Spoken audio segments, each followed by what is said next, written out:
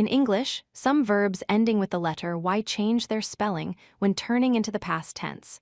For example, the word study becomes studied. The word try becomes tried.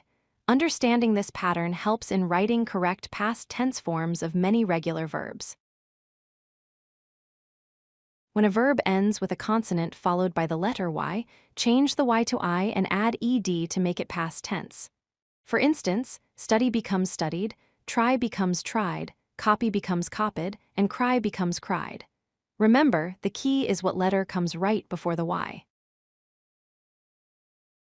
Let's look closely at more examples that follow this spelling pattern. Study changes to studied, try becomes tried, cry becomes cried, and copy becomes copied. In each case, the Y follows a consonant, so we replace Y with I before adding ED. When a verb ends with a vowel followed by Y, the Y stays the same. We simply add ED to form the past tense. For example, play becomes played, enjoy becomes enjoyed, stay becomes stayed, and delay becomes delayed. The vowel before Y prevents any spelling change. Now let's compare both patterns to see the difference clearly. When there is a consonant before Y, the Y changes to I before adding ED, as in study and cry. When there is a vowel before Y, just add ED, as in play and obey.